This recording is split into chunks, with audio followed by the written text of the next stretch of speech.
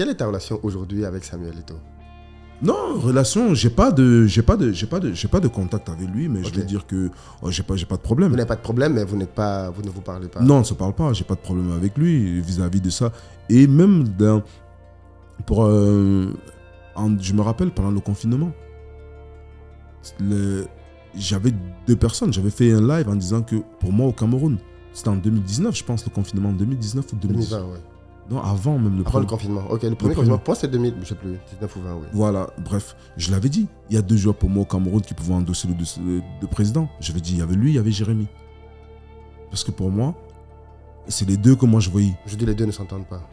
C'est dommage, parce que je veux dire que pour moi, et c'est vrai. Est-ce que pour toi, il y a un problème, comme Bruno Tagneux, le journaliste, le dit, est-ce que pour toi, il y a un problème Eto'o dans l'équipe du Cameroun à ton époque et aujourd'hui dans le leadership? Non, je ne sais pas puisque je ne suis pas dans la maison. Moi, je suis de l'équipe du Cameroun aujourd'hui, je suis spectateur, donc je ne le vois pas. Tu as tes entrées, Alexandre. Non. Tu n'es pas comme nous. Nous, on ne sait rien. Non, toi, tu passes un coup de fil, tu sais ce qui se passe. Non, je sais, mais comme je n'ai pas envie de me mêler, parce que ok, d'accord. Si c'est qu'aujourd'hui, je vais... Ça va prendre une autre tournée, ok. Ça va prendre autre chose, donc je préfère... Mais tu t'es quand même prononcé, Alexandre, dans la presse au Cameroun, tu t'es prononcé par rapport à la dernière CAN, à la dernière Coupe du Monde, tu as donné ton avis. Par rapport même à la bataille actuelle qu'il y a entre la FECAFOOT et le MINSEP, tu parles quand on te pose la question. Mais bien sûr, c'est logique. Je vais dire que j'ai été footballeur. Oui. Le football, c'est ma passion. Le football, je suis né dedans. J'ai grandi dans une famille de footballeurs. Oui. Donc, à un moment donné, j'ai quand même joué à un niveau qui me permet. Je pense qu'aujourd'hui, si on va regarder des Camerounais, je ne l'ai pas volé. Tout à fait. Si on va regarder parmi des Camerounais aujourd'hui qui ont fait quelque chose à l'Hexagone, je fais parmi des 5. Tout à fait. Je ne l'ai pas volé. Donc, si mon expertise, je peux donner quelque chose, je le fais avec plaisir. Ouais. Mais ce n'est pas parce qu'il y a tel ou parce que non, c'est objectif. Ouais. C'est pour construire. Aujourd'hui, on n'est pas à l'heure de faire quoi que ce soit comme une... Non. Si aujourd'hui, ça réussit, ça veut dire que c'est pour le bien de tous. En fait, il faut qu'on fasse chemin ensemble. Sinon, je n'aurais pas dit auparavant que non. Je voyais Samuel ou Jérémy comme président. J'aurais dit non, parce que non. Président de la fédération. Hein. Bien sûr. Oui. Parce que pour moi, c'était simple. Samuel, parce qu'il a l'aura, il peut ramener des sponsors, il peut faire ceci. Jérémy, parce que c'est quelqu'un... En tant qu'observateur du football camerounais, quelle analyse tu fais aujourd'hui de la gestion du football camerounais par Samuel Eto'o et son équipe?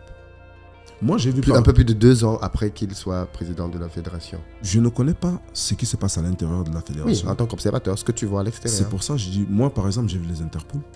Il a remis le championnat sur pied. J'ai vu les Interpol, j'ai vu les équipes jouer, j'ai eu la chance de voir les équipes jouer.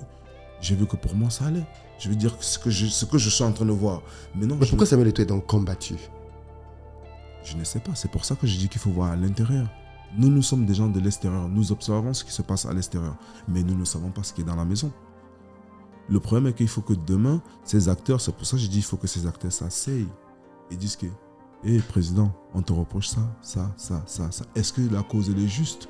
Est-ce que c'est une cause noble? C'est maintenant qu'ils doivent s'asseoir parce qu'on a un sélectionneur, 2 staffs techniques, un match qui est supposé avoir lieu dans quelques semaines. C'est maintenant qu'ils doivent se parler. C'est pas normal. C'est des choses qui, au contraire, parce que si demain l'équipe du Cameroun, il n'y a pas de performance, c'est nous qui perdons. Tout à fait. Je veux dire, donc ça veut dire qu'on a, parce que je suis parti, je l'ai dit une fois à un plateau télé, à la CRTV, à Foot, je le dis, j'ai dit, on doit s'asseoir. Ce n'est plus l'heure de faire des guéguerres ou quoi que ce soit, c'est de s'asseoir et de faire chemin ensemble. Les gens disent que, pourquoi j'ai pas dit ça avant? Pourquoi j'ai pas fait ceci? Est-ce que j'ai intérêt? Non, c'est ce que je dis. Est-ce que j'ai intérêt que le football du Cameroun ne marche pas? Ouais, mais personne n'a intérêt à ça. Personne. Je veux dire, moi, parce que je rigole. Moi, Samuel, je connais parce que c'est un Bassa, tu sais, les Bassa. Et moi, dans mon discours, j'avais dit à quelqu'un un jour, comme Samuel, c'est quelqu'un que je connais, et c'est quelqu'un qui aime les défis, comme les gens pensent qu'il va échouer à la fédération, il va tout faire pour réussir. Parce que je dis, moi, je prends ma propre expérience à moi. Parce que nous, les Bassins, on est de fois particuliers. Plus on te piétine, plus tu as envie de montrer de bien faire. Je pense que je veux dire. Maintenant, comme je suis en train de dire, la maison à l'intérieur, je ne sais pas ce qui se passe à l'intérieur. C'est d'aller voir tous ceux qui se plaignent. Il faut aussi prendre ça en considération. Il faut savoir pourquoi ils se plaignent. C'est de s'asseoir avec lui, qui s'asseye et trouver la solution. Il ne faut pas qu'on parte à la dérive. Tout à fait. Ce n'est pas bien. C'est comme l'histoire d'âge était sortie. J'ai dit non, ils ont mal géré. On ne doit pas exposer. On ne doit pas parler de ça comme ça devant au vu du monde. Même quand on voulait sanctionner des joueurs, le petit là, on ne l'a pas rendu service. En l'exposant comme ça, non, on peut faire ça tranquillement derrière, doucement, pouvoir faire. Mais ce petit aujourd'hui, je l'ai vu jouer les matchs la dernière fois. C'est un bon joueur. Mais est-ce que demain, il va pouvoir traverser à l'Hexagone? Quelqu'un va regarder et va dire non, on avait dit que tu n'as pas 17 ans. On est en train de le tuer. Attends-toi là, oui. C'est pas normal. Je veux dire, même quand on veut faire les choses bien, faisons-le bien sans nous exposer, je veux dire. C'est une forme de faire des choses. Parce que beaucoup de gens ont profité de ce système. Je veux dire, à un moment donné, même quand on veut changer les choses, changeons-le bien à un moment pour pouvoir mieux faire les choses. Mais pas au vu du... Mais quand tu donnes cette analyse, on va peut-être dire que tu es en train de vouloir faire ceci. Non, on n'est pas là. On est là pour le bien. Parce que si le football, moi je suis footballeur, moi ce que j'ai appris dans ma vie, je ne connais rien d'autre à part le football. Si le football marche pour nous au Cameroun, je suis content quand j'arrive. On dit, oh, le Cameroun a gagné. Quand j'arrive, le Cameroun ne gagne pas. Et moi, j'ai mes guerres avec des gens d'à côté. Quand on perd un match, on m'appelle pour m'insulter. Je ne suis pas fier, je ne suis pas content. Je pense que tout Camerounais, on est tous... On dit que le Cameroun, c'était une grande nation de football. Le Cameroun ne fait plus peur à personne. Le Cameroun ne produit plus de grands joueurs. Pourquoi? Non, le Cameroun a des grands... Le seul à cette période, le seul problème on a 2-3 joueurs.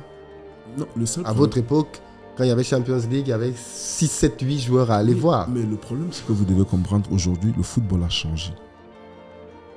Il faut regarder. Par exemple, je prends la Côte d'Ivoire.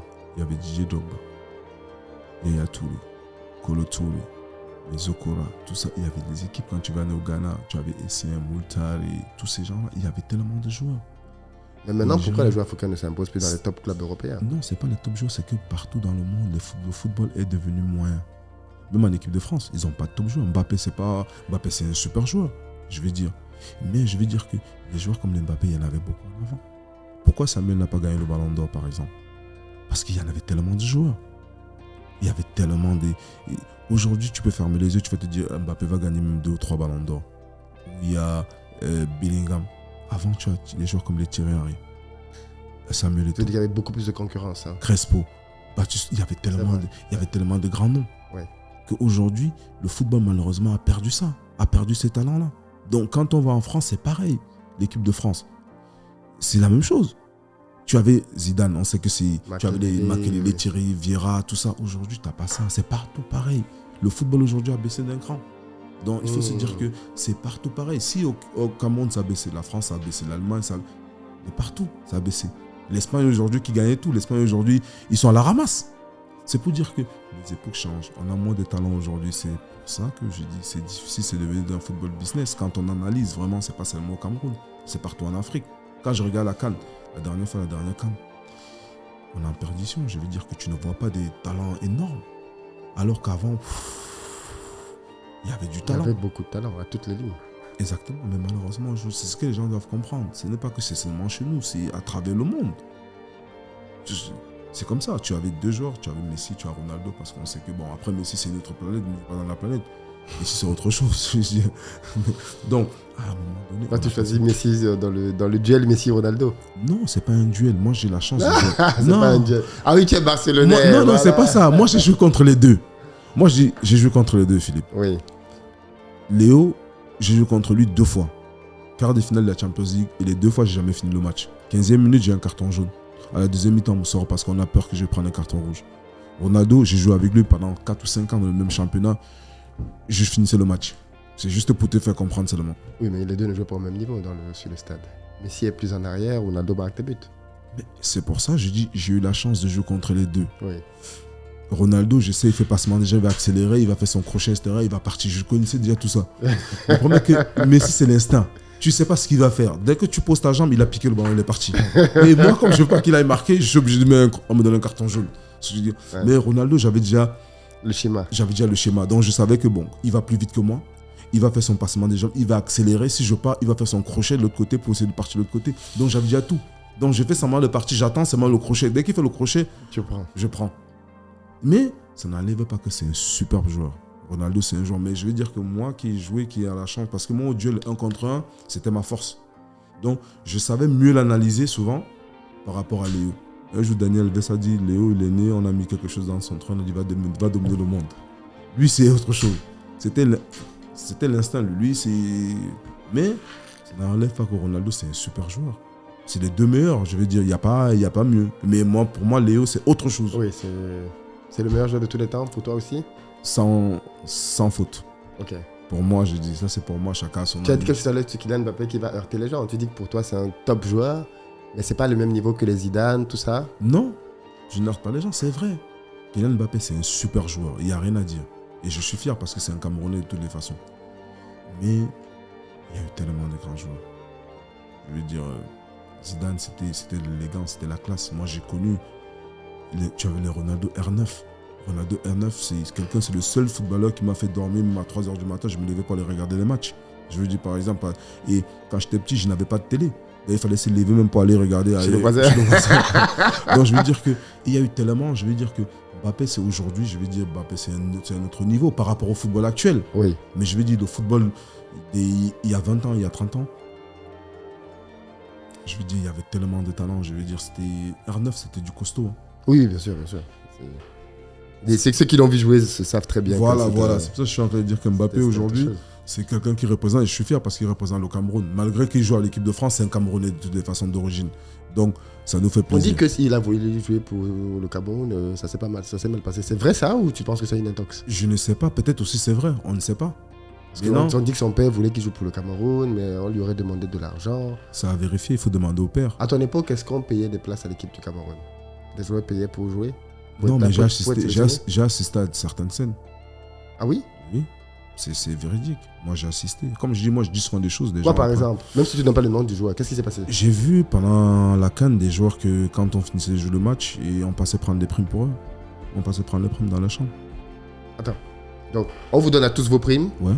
Et quelqu'un d'autre vient maintenant. Il prend la prime du joueur. La prime du joueur. Ouais. On donne la moitié ou je sais pas quoi. Il y a des gens qui venaient prendre ça. Moi, je les ai vus. Non. Ouais. J'ai vu. Et à un moment donné, quand j'ai su ça, je suis allé rester dans la chambre de la personne. Et la personne me supplée de ne pas sortir. Ah oui? Ouais. Parce que il faut. C'est comme ça. Malheureusement. Qui venait prendre sa prime? Quelqu'un qui ne fait pas partie du staff. En plus? Ouais. Parce que c'était quelque chose qu'on avait déjà monté. Donc pour que c'est quelqu'un d'autre qu'on envoie dehors qui vient chercher. Mais c'était la personne qui fait partie de ceux qui sont là. Est-ce que le joueur, il jouait? Le joueur, il jouait pas. Il jouait même pas? Il jouait pas. C'est comme ça, c'est un choix, on te dit gauche ou droite, tu choisis. Mais celui qui a commencé à payer, il payera toute sa vie, malheureusement. Toi, t'as jamais fait ce genre de choses? Ils peuvent pas, parce que le rectangle ne vient pas pour moi. Jamais. Je peux pas donner un franc pour jouer, non.